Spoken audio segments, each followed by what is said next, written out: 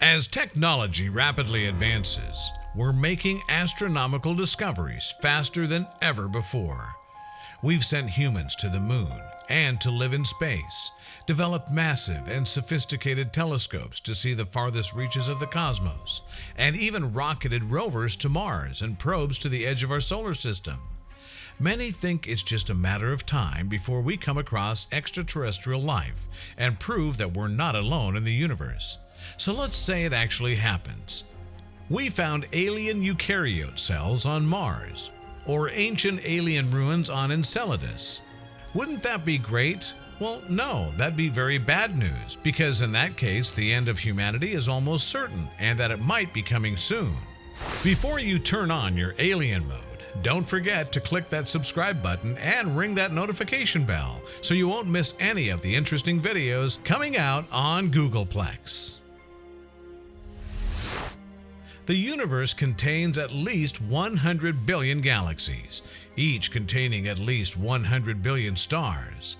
It's estimated that roughly 7.6% of these stars are similar to our own.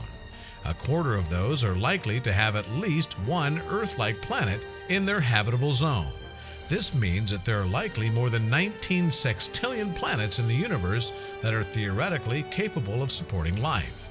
So, in the long history of everything, why hasn't any of this life made it far enough into space to shake hands with humans? It could be that the universe is just too big to traverse. It could be that the aliens are deliberately ignoring us.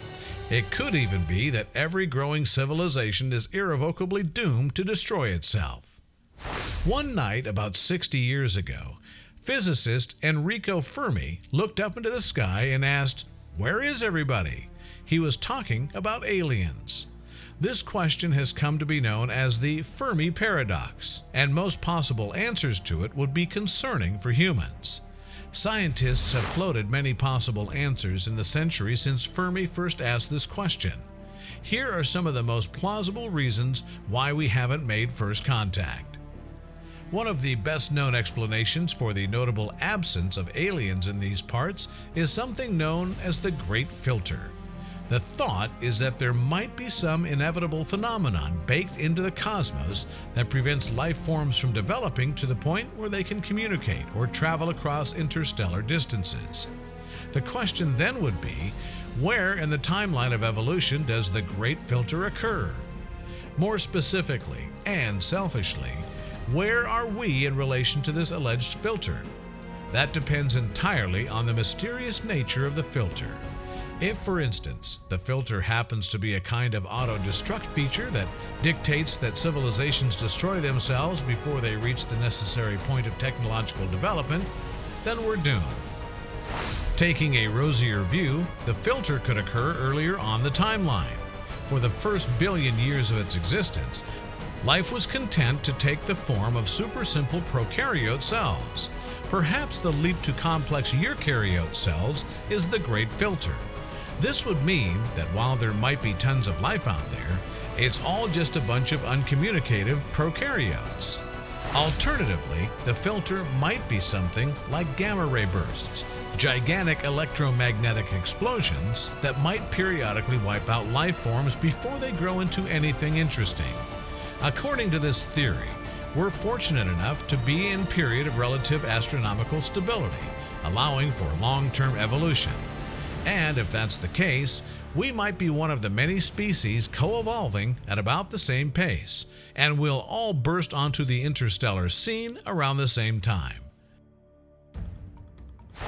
The Great Filter could be at the very beginning. It might be incredibly unusual for life to begin at all.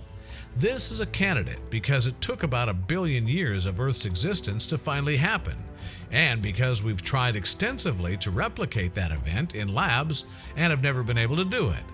If this is indeed the Great Filter, it would mean that not only is there intelligent life out there, there may be no other life at all.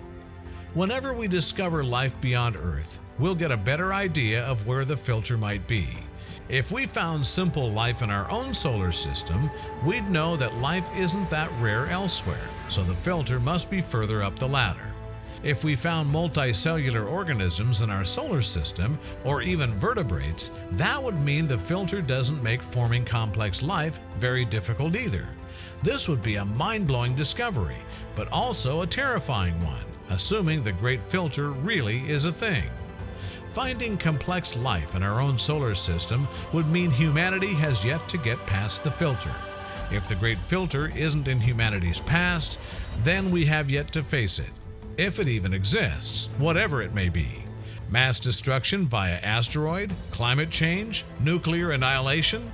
In a universe that is many billions of years old, with star systems separated as much by time as by space, civilizations might emerge and develop and burn themselves up simply too fast to ever find one another. Do not disturb the aliens. Another hypothesis asserts that alien civilizations certainly exist, but they're simply inactive. The theory, published in a paper in the Journal of the British Interplanetary Society in 2017, states that aliens may be hibernating until the environmental conditions are just right to become active and build their super society. We are being impatient. We've only been actively reaching out for alien life for about a century, a mere blip in the long history of the solar system and of the universe overall. Other scientists have come up with other explanations for this literal radio silence. Perhaps most of the universe is colonized and communicating, but we're stuck in a desolate area far from the action. Or maybe Type 3 civilizations simply don't care about communicating with inferior life like us. If they have all the power of an entire galaxy, maybe they can't be bothered by us and our handheld cell phones. Some scientists even think that the lack of communication might be due to the existence of a predator species of which intelligent civilizations are afraid, and thus they refrain from transmitting so as not to reveal their location. The general consensus, however, is that if there are others out there transmitting signals, we're probably just listening wrong.